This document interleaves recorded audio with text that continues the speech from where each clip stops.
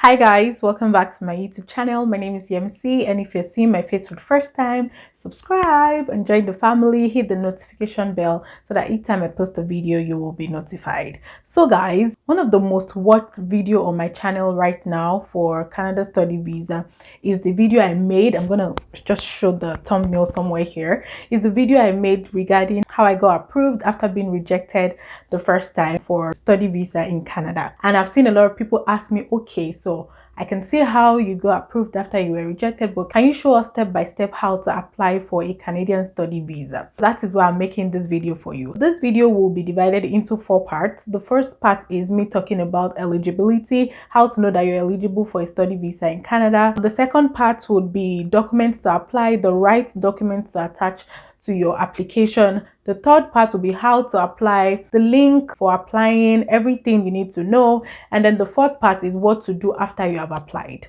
So this video promises to be very, very detailed and informative.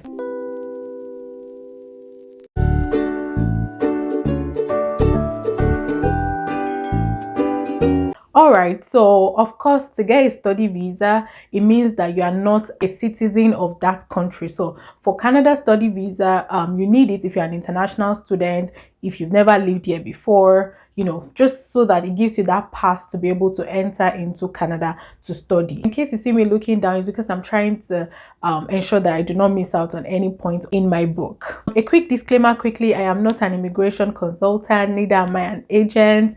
I just make videos here online based off of my experience and also people's experiences, and just so that you can always have access to information. Basically, that's all I do on my channel.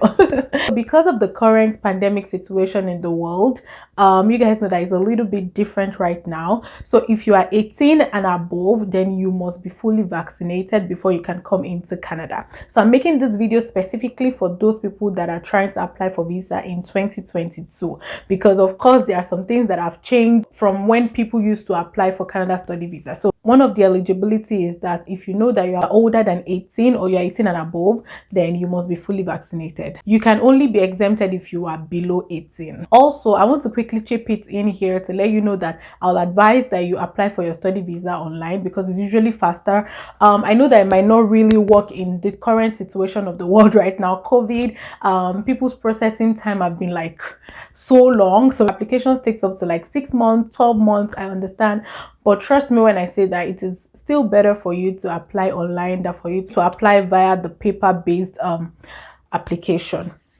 So the second eligibility is you must be enrolled at a DLI school. So the school must be a DLI. DLI means designated learning institution. The third one is that you must prove that you have enough money to pay for your school fees, to live here, that's your living expenses, for miscellaneous expenses. You must also ensure that you have no criminal record, that is you getting a police certificate to prove this. You must also be ready to take the medical exam because not everybody gets into Canada.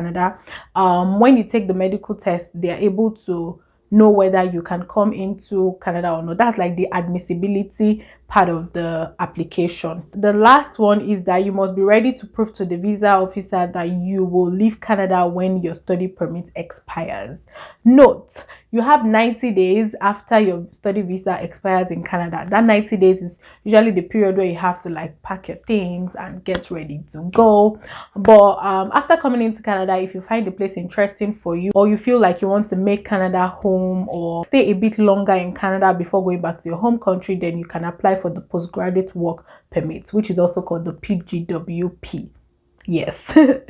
All right, so having known your eligibility status after giving you this eligibility information or requirements, it is time for you to get the right documents to apply. If you are a new applicant, be ready to pay $235. I hope that hasn't changed. $150 is for the study visa fee and the $85 is for your biometric. Usually the biometric is taken once in 10 years. So but if you are a returning applicant, that means if you have been denied before, then this second time you are only paying for study visa fee as much as you did your biometric less than 10 years ago.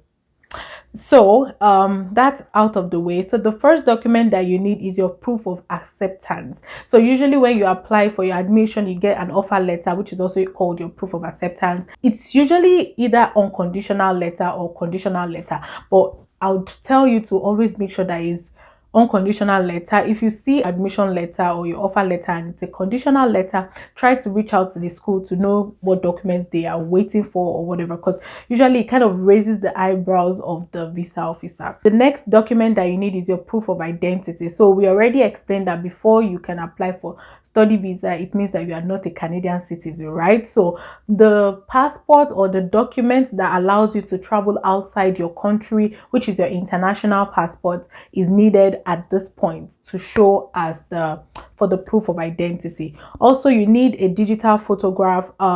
Usually it has a particular dimension for Canada study visa. During my time, I didn't really know the size, the dimension. I just went I'll try to remember the name of the place right now, at Ikeja. I'll leave the name on the screen if I'm able to remember the name of the place. Yeah, it's something photo, I can't remember right now, but yeah. So usually the dimension is for the height to be 45 mm and then the width to be 35 mm. But either ways, when you get to the photo place, okay, so what I did in my own time was to just Google location to take passport photograph for Canada study visa, and then the name of the company came up. I'll really try to look out for the name and then put it on the screen for you guys in case you are in Lagos or Abuja, because I know they have locations in Lagos and Abuja. I just told them I wanted to take photograph for Canada study visa and they just did their thing. So the next thing is proof of financial support. For this one, I have a video on my channel where I explain how to show proof of fund. I listed about 10 ways to show proof of funds for Canada study visa, so do well to check that video out. It's very detailed. The next one is letter of explanation. I also have a video on my channel that shows, and in that video I read out my letter of explanation, so you should go check it out. If you are going to Quebec, you need a certificate which is called a Certificate de Acceptation de Quebec. I know that I murdered that, but basically it's like a certificate that allows you to reside in Quebec. It's usually issued by the Quebec government. In Canada, the Quebec province kind of have like a different how do I put it now, they kind of run their stuff differently, even though they're in Canada. There's a long history to this one, but basically they're still in Canada, but they operate differently. So if you are going there and you will be spending more than 6 months, then you will need this certificate. Usually your school would give you this certificate, so you can just request for it from them, but this one is for people that are going to Quebec to study. You need a custodian declaration form if you're a minor, that is if you're not up to 18. And also there might be some documents that the Canadian visa officer might request from you, so be ready to attach that. It's usually not common, but sometimes they try to ask for some documents when they feel like, oh, this person is not supposed to be rejected, but I still need maybe some documents to convince me the more. So those are usually the time when they ask for documents. Talking about the proof of financial support, aside your tuition fees, on the CIC website, that's Canadian website, it actually states that you should have 1 year of your tuition fees and 1 year of your living expenses. But I usually tell people to try to have at least the full tuition fees in your account and at least 1 year of your living expenses. So you usually need 10,000 Canadian dollars in your account set aside for your living expenses, and if you are bringing one additional family member, then you have to show extra $4,000 for that family member, and then for every additional person aside the first person, you have to show $3,000 each for them. So basically, if you are bringing one dependent, then you should have $14,000 in your account, and if you are bringing more than 2 people, then it means that after the 14,000, the extra person or people that you'll be bringing in, you have to declare $3,000 each for those people in your account. That's how to show proof of financial support. So right now we are at the third stage, which is how to apply. The first thing you need to do is to go to cic.gc.ca, which is where all the magic happens. So you usually see Government of Canada, English, French. So just select English or French, depending on whichever one applies to you. So when you select, scroll down to maybe like the middle of that page, and then you see the sign in or create an account to apply online, and then you select that. After selecting that, it prompts you to sign in with your GC key. Select that, and then it asks you to either sign up or sign in. So you're signing up if you've never created an account before. Basically, you put your username and then your password. But if you are an existing, like if you have an existing account, then usually you just have to sign in with your username and your password. After that, it tells you to download a form. For this one, you are going to need your Adobe Reader installed on your system, because I know that if you don't have the Adobe Reader application on your system, then it would not, you will not be able to input all the details that you need. So basically, the form is the IMM1294, where you have to put in all your personal details, all your family details, your house address, if I'm not mistaken. And I think that's also where you have to select what you're applying for, which is your temporary visa for study. After that, then you start attaching all the necessary documents that I've explained earlier. I'm going to share a quick notes here. Check for accuracy before you submit. Make sure that you've proofread all your documents and they are good to be attached and submitted. Also, try to preview to be sure you attach the right documents where applicable. For instance, if you are supposed to attach your proof of financial support and then probably you are attaching your letter of explanation, then of course it's not in the right place. So try to preview everything to be sure that you are attaching the right documents in the right spot. So having done this, it is time for you to submit.